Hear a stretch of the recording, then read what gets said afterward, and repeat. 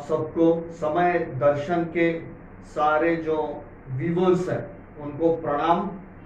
और जिस तरह से लास्ट एपिसोड में अपन ने न्यूमरोलॉजी और वास्तु इसके कुछ बेसिक टिप्स देखे थे, तो इसमें आपको जानकारी भी हो जाती है और एक बेसिक ट्यूटोरियल जैसा भी हो जाता है। तो इसलिए आज एस्ट्रोलॉजी पे, इंडियन एस्ट्रोलॉजी पे जो बेसिक चीजें हैं उसको अपन देखेंगे। जैसे कि इंडियन एस्ट्रोलॉजी में 9 ग्रह, 12 राशियां और 27 नक्षत्र है, और हर नक्षत्र के अपने 3 या 4 चरण भी है, और हर चरण का अपना महत्व है। राशि के भी स्वामी ग्रह हैं और नक्षत्र के भी स्वामी ग्रह हैं। तो जो पहले हम 12 राशियां देखेंगे, जिसमें सबसे पहली राशि है मेष, जिसके स्वामी ग्रह है मंगल।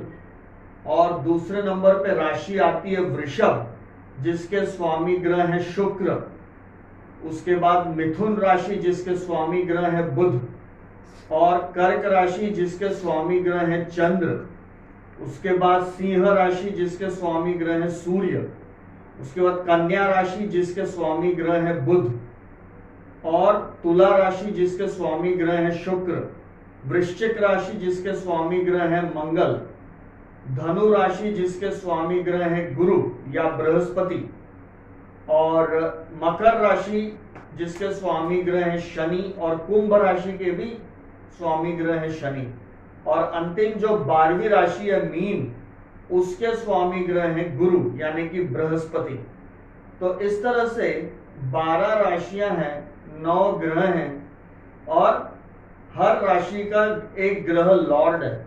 इसमें आप ये देखेंगे कि चंद्र और सूर्य जो है वो केवल एक राशि के ही लॉर्ड है, लेकिन बाकी के जो ग्रह हैं वो 2 राशियों के लॉर्ड हैं। और राहु और केतु, जिन्हें हम एक्चुअली में छाया ग्रह कहते हैं, तो उनके पास एक्चुअली में किसी राशि की लॉर्डशिप नहीं है। और राहु का बिहेवियर ज्यादातर शनि व्रत होता है, और केतु का बिहेवियर ज्यादातर मंगल के समान होता है। और जो ये कथा शायद सभी जानते होंगे कि समुद्र मंथन के दौरान स्वर भानु नाम के राक्षस ने वेश बदलकर देवताओं के बीच बैठकर अमृत पिया, और सूर्य और चंद्रमा ने विष्णु का इस ओर ध्यान दिलाया, तो विष्णु ने तुरंत सुदर्शन चक्र से उसका सर धड़ से अलग कर दिया। किंतु अमृत पान करने के वजह से सर भी जिंदा रह गया, धड़ भी जिंदा रह गया। तो जो सर है वो राहु है, और जो धड़ है वो केतु है। अब इसी तरह से हम जब लग्न कुंडली बनाते हैं, तो लग्न कुंडली में जो 12 स्थान होते हैं, जो 12 भाव होते हैं, उसमें सबसे पहला भाव ही जो सेंटर में पोजीशन लेता है उसे लग्न कहते हैं। लग्न का अर्थ यह होता है कि किसी भी जातक के जन्म के समय पूरब दिशा से जो राशि उदित होती है उसे लग्न समझा जाता है कैलकुलेशंस के दौरान। और कुंडली बनाने में हमें डेट, बर्थ प्लेस और बर्थ टाइम, ये तीनों चीजों की एक्यूरेट जानकारी चाहिए। उसके हिसाब से उस लोकेशन का लैटिट्यूड, लॉन्गिट्यूड और वहां का जो प्रॉपर टाइमिंग है उसको कैलकुलेट करके फिर हम इस कैलकुलेशन पे आते हैं कि लग्न जो है वो पूरब से उदित होने वाली राशि।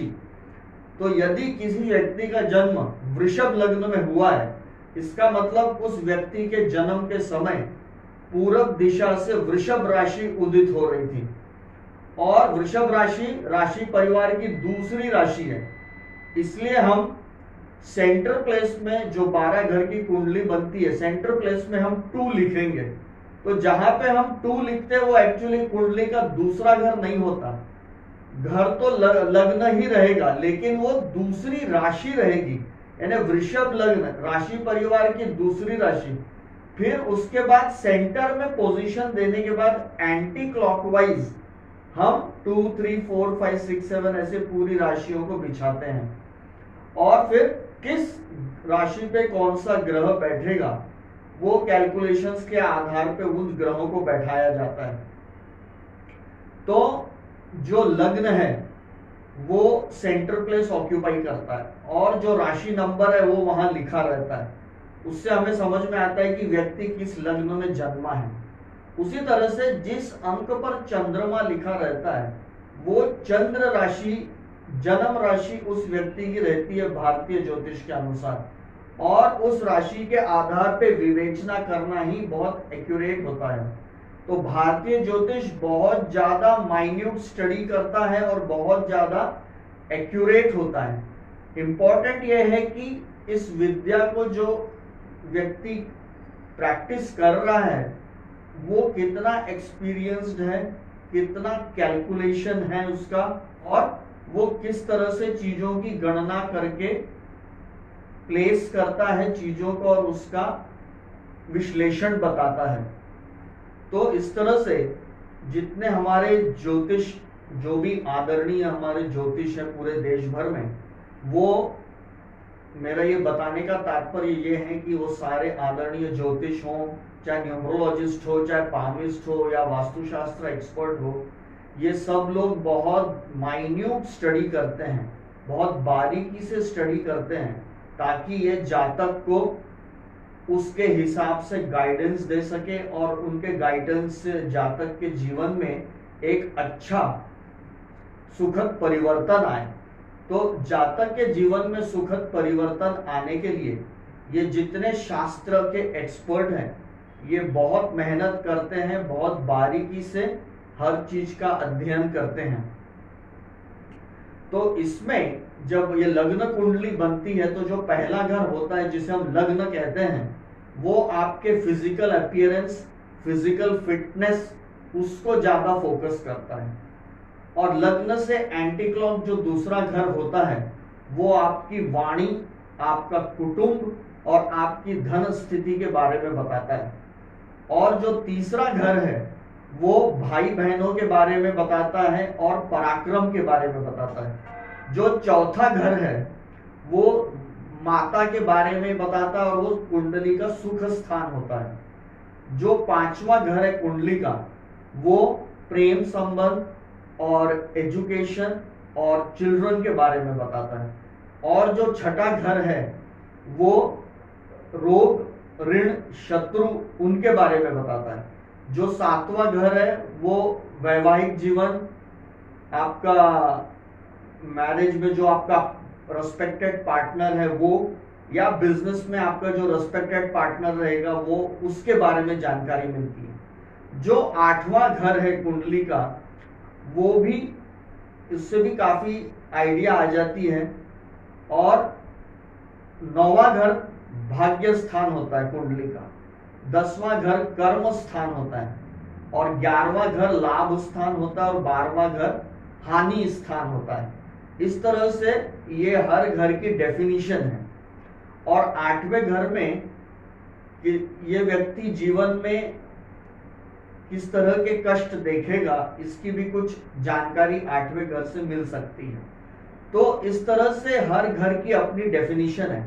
अब उस घर पे कौन सी राशि है और उस पे कौन सा ग्रह बैठा है, वो उस राशि का स्वामी है या उसका शत्रु ग्रह है या उसका मित्र ग्रह है, उसके आधार पे फिर ये विवेचना की जाती है कि इस घर की जो क्वालिटीज है वो क्वालिटीज कितनी इस व्यक्ति के जीवन में रिफ्लेक्ट हो रही है, अच्छा रिफ्लेक्ट हो रही है या थोड़ा अच्छा रिजल्ट नहीं दे पा रही है, वो बताया जा सकता है।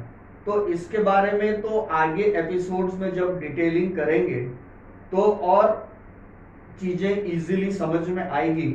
आज तो हम इसका बेसिक्स ले रहे हैं।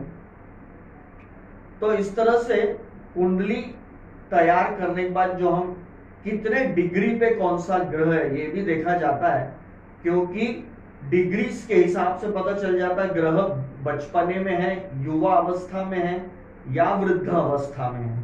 तो डेफिनेटली जो ग्रह युवा अवस्था में होगा वो आपको ज्यादा रिजल्ट दे पाएगा। और इसके बाद हमको ये भी देखना होता है कि ये किस ग्रह की इस वक्त महादशा अंतरदशा चल रही है और उसमें प्रत्यांतर भी आते हैं। तो ये ग्रह इस वक्त कुंडली में कहाँ बैठे हैं, किस राशि पे बैठे हैं और कितने डिग्रीज पे हैं, कौन से घर में बैठे हैं, तो ये जो महादशा का पीरियड इस वक्त चल रहा है वो इस व्यक्ति के लिए कैसा रहेगा।